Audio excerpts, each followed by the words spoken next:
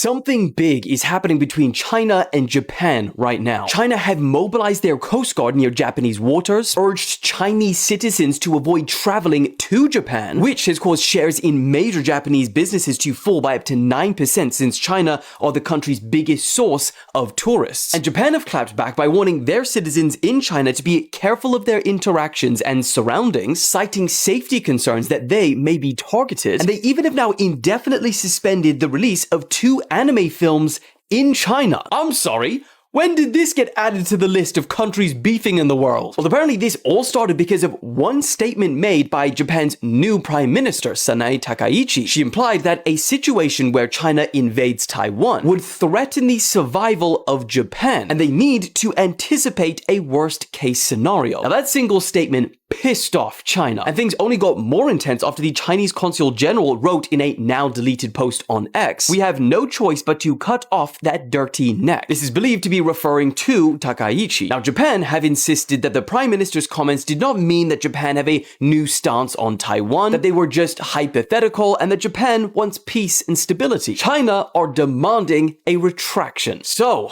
I'll keep you guys updated as this situation develops. Guys, I don't think you understand how much is about to kick off in the next few hours. So right now, as I'm recording, Trump is meeting with the Crown Prince of Saudi, Mohammed bin Salman, and today they're going to be signing a $1 trillion investment commitment in the United States, which actually rose in that meeting from 600 billion. Just casually, oh, let's just add another 400 billion. What's 400 billion among friends, huh? But also happening in the next few hours, also in DC, is a hugely significant vote from the House of Representatives whether to or not release the Epstein files. And this vote has been stalled for months, only for it to be landed on the same day there is a massive global internet outage. Yes, because also happening right now, you've probably seen it already, the IT company Cloudflare, which underpins thousands of websites around the world.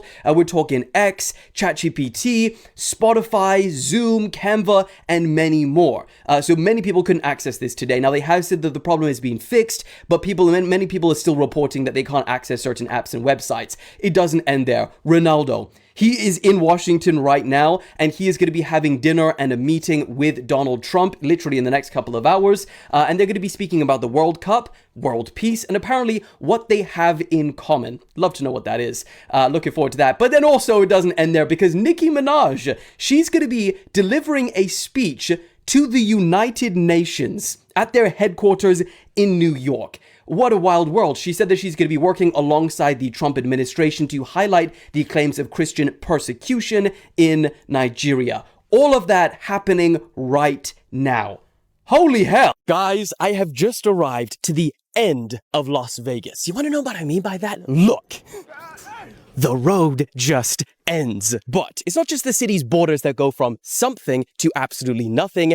It might now also be the entire city. Vegas is dying. That's what people everywhere are saying. And to be honest, the numbers are worrying. Tourism in Las Vegas is in a big slump this summer, costing the city billions of dollars. Tourism is down a whopping 11%. June alone saw 400,000 less visitors. Billion-dollar resorts are empty. This is starting to get creepy, don't you think? The Vegas airport is losing hundreds of thousands of passengers. And overall, the numbers haven't been this low since there was a global pandemic. Now, I refuse to believe that this was possible, so I went to go see it for myself, and before I even got to the hotel, I started to see what people were talking about. The 19-minute ride from the airport was $95. The minibar had a pressure sensor, so if you wanted to pick something up for more than 60 seconds, they charge it to your room, and you do not want that. A can of Coke was $12. Crisps were $10. 2 energy drinks ran me back $18. 2 coffees and a cake pop, $28. A bottle of water in Caesar's Palace,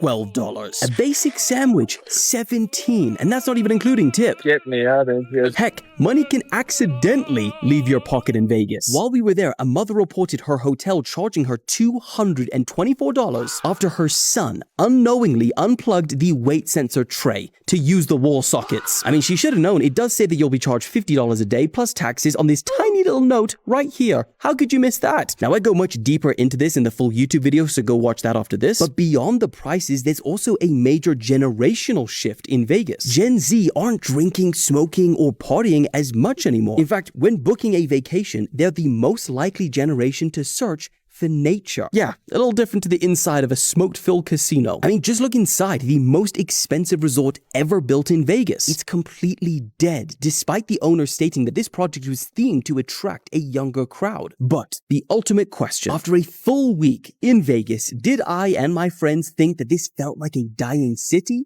Well, not exactly. It felt like a hurting city, most certainly. And if the prices of Vegas keep going up, yeah, it's gonna have more problems to come. But it still attracts over 40 million visitors each year. That's staggering. And Vegas has faced problems like this in the past, and it's reinvented itself, and it definitely needs to once again. But if you go there on a Saturday night, there is nowhere in the world that is quite like it. So if you want to see our full experience and reasoning for saying this, make sure to go check out the full video. A new study has found that raccoons are showing early signs of domestication. Dogs, you may have competition. Now, the study conducted at the University of Arkansas suggests that raccoons living in urban areas in North America are physically changing in response to life around humans. Now, the researchers suggested that domestication starts when wild animals start hanging around humans and adapt on their own, rather than us domesticating them. Dogs hung around ancient garbage piles and cats showed up for the mice that followed. But in this process over hundreds of years, physical changes were also observed. Shorter snouts, smaller heads, floppy ears, and white patches of fur. This pattern, which is noted all the way back in the 1800s, is called the domestication syndrome. And raccoons in the Big 25 and before GTA 6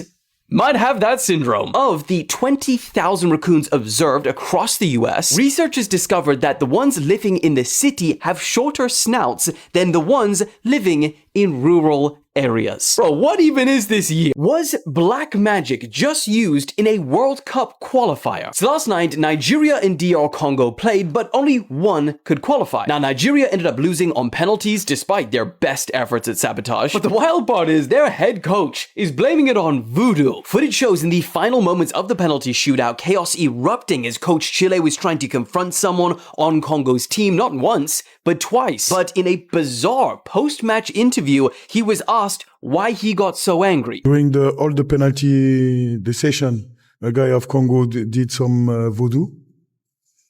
Every time. So this is why I was a little nervous after him. What did you see? Yeah, something like that, with the I don't know if it's a water or something like that, so... Now, with this result, the whole of Nigeria is heartbroken right now. But considering this is the second time in a row they failed to qualify, that raises the question, is there some voodoo involved, or was the coach just a little salty?